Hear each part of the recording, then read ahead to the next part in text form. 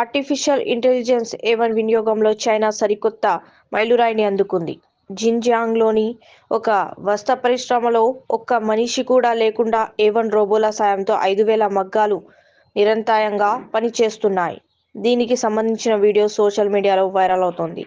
తయారీ రంగంలో ఈ తరహా ఆటోమేషన్ వల్ల ఉత్పత్తి వేగం పెరగడమే కాకుండా ఖర్చులు భారీగా తగ్గుతున్నాయి. పారిశ్రామిక ఉత్పత్తిలో సాంకేతికతను చైనా వేగంగా అమలు చేస్తోంది.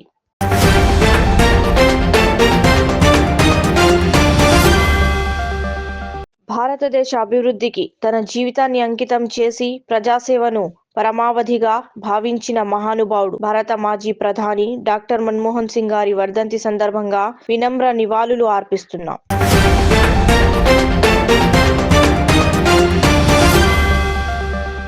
సగం సగం బట్టలు వేసుకోకండి, మంచిగా చీర కట్టుకోండి.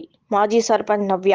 సంస్కృతి మన సాంప్రదాయము, మన భారతీయ సాంప్రదాయము కట్టు బొట్టు నిండుగా అలంకరించుకొని ఇండస్ట్రీలోనే కావచ్చు, రాజకీయాలలోనే ఎక్కడైనా మనం ఇలా ఉంటే మనల్ని ఎవ్వరు వస్తాయి, మంచిగున్న చెడ్డగున్న ఆడవాళ్ళ మీద నిందలు వస్తాయి, బాధలు వస్తాయి, అవమానాలు పడతాము, కంపల్సరీ ఒక రాయి వేస్తారు, కంపల్సరీ వేస్తారు. కానీ అయినా కూడా మన పద్ధతి ప్రకారం మనం ఉంటే మాత్రం సమాజంలో కొంతవరకైనా కొంతవరకైనా అరాచకాలు అనేటివి కొంచెమైనా తగ్గుతాయి అనేది నా ఒక కాన్సెప్ట్.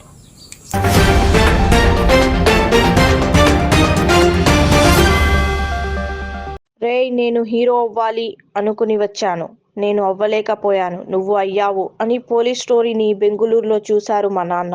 ఆది హీరో అయిన తర్వాత విజయనగరం వెళ్లి అమ్మవారి దర్శనం చేసుకుని సప్తగిరిలో ప్రేమ కావాలి సినిమా చూశారు సాయి కుమార్. నాకు ఇప్పటికీ గుర్తు, ప్రేమ కావాలికి నాన్న, నేను హీరో అవ్వాలనుకుని వచ్చానురా, నేను హీరో అవ్వలేకపోయాను, సో నువ్వు అయ్యావు అని పోలీస్ స్టోరీ వచ్చి బెంగళూరులో సినిమా చూశారు. ఆది హీరో అయిన తర్వాత విజయనగరం వెళ్ళి మన విజయనగరం సప్తగిరిలో ప్రేమ కావాలి కదా రిలీజ్ అయింది. అక్కడ అమ్మవారి పైడితల్లమ్మ అమ్మవారి దర్శనం చేసుకుని విజయనగరం థియేటర్లో ఫస్ట్ డే చూసి ఆ రియాక్షన్ చూసి ఆయన నాకు ఫోన్ చేయడం ఇంకా it's a great feeling. So మళ్ళీ ఈరోజు అదే సప్తగిరిలో మళ్ళీ ఈరోజు రిలీజ్ అయ్యి మళ్ళీ ఈరోజు morning show full, evening show full, matinee full అంటుంటే ఎస్ అమ్మవారి ఆశీర్వాదమే. ఎందుకంటే ఈ సినిమాకి అమ్మవారి ఆశీర్వాదమే. రాజరాజేశ్వరి దేవి సినిమాలో అమ్మవారు.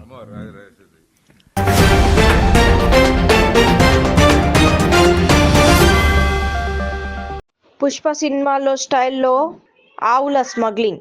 అబ్దుల్లాపూర్మెంట్ వద్ద 70కి పైగా ఆవులను అక్రమంగా తరలిస్తున్న లారీని గోరకక్ష కార్యకర్తలు పట్టుకున్నారు. నిందితులు పోలీసులు కళ్ళు కబ్బేందుకు లారీ పైభాగంలో తాడిమట్టులతో ప్రత్యేకంగా అరలను ఏర్పాటు చేసి వాటి కింద గోవులను దాచారు. అంతేకాకుండా ఈ లారీకి ఒకవైపు హర్యానా, మరోవైపు తెలంగాణ రిజిస్ట్రేషన్ నెంబర్ ప్లేట్లు ఉండడం గమనార్హం. అనుమానం వచ్చి తనిఖీ చేయగా ఈ దారుణం వెలుగులోకి వచ్చింది. కార్యకర్తలు వెంటనే లారీని పోలీస్ స్టేషన్ కు తరలించి నిందితులపై చర్యలు తీసుకోవాలని కోరారు. HR 68 B6965 देखो ये पलटा है तो TG तेलंगाना 61 4261 जरा कोई जमीन का क्या किसका है यार ना इसका भी विश्वास नहीं है क्या जो तुम सोच रहे बात चुप करिए तो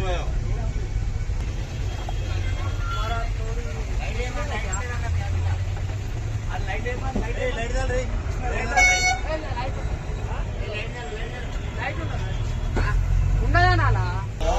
बोलने भेजा जो देखो यकीन नहीं आ रहा तो गाड़ी मैं बोला आपको, देखो आप थोड़ी बहुत समझ लो. देखो ये गाड़ी है ना, ये गाड़ी खरीदने की बात चल रही है. देखो इधर मैं बताऊँ. हाँ किधर से किधर का ये बहादुरपुरा. बहादुरपुरा गाड़ी का 2 नंबर है ना, कहीं को नंबर एक ही है, लेकिन ये गाड़ी ट्रांसफर हुई जो है वो नंबर जो बताया ना वही नंबर है उसका. एक हरियाणा नंबर है, एक तेलंगाना ट्रांसफर हुई है. वो गाड़ी ट्रांसफर हुई है वो नंबर पे, तेलंगाना कराए, TG कराए.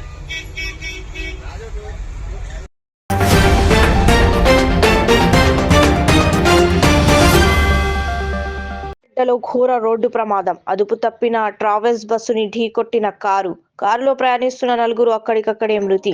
మరో 2కి తీవ్ర గాయాలు. ఆసుపత్రికి తరలింపు. మృతులు హైదరాబాద్ వాసులుగా గుర్తింపు. ప్రమాదంలో నుజ్జునుజ్జైన కారు.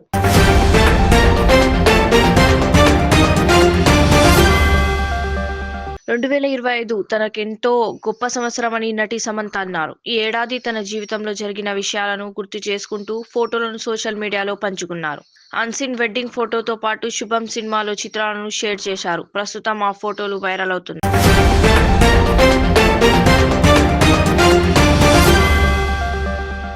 భారతీయ విజ్ఞాన సమ్మేళనంలో పాల్గొన్న CM Chandrababu, RSF chief Mohan భగవత్.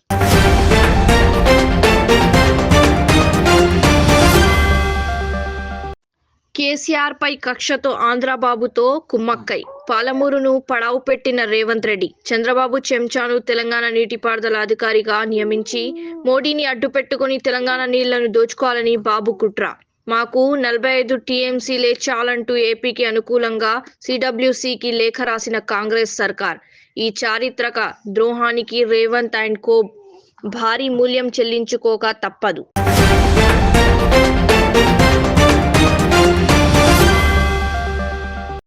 రైతులకు సంక్రాంతి కానుక పండుగ పూట మరో పథకం ప్రారంభం. Telangana farmer mechanization scheme. రైతుల సంక్షేమానికి రేవంత్ సర్కార్ కట్టుబడి ఉంది. గతంలో నిర్లక్ష్యానికి గురైన రైతు యాంత్రీకరణ పథకాన్ని సంక్రాంతి కానుకగా పునఃప్రారంభించనుంది.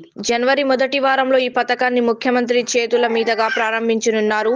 దీని ద్వారా 1.31 లక్షల మంది రైతులకు ఆధునిక వ్యవసాయ యంత్రాలను సబ్సిడీపై అందివ్వనున్నారు. ఈ పథకంపై మంత్రి తుమ్మల వ్యవసాయ అధికారులతో సమీక్షా సమావేశం నిర్వహించనున్నారు. ఈ సందర్భంగా కీలక వ్యాఖ్యలు చేశారు.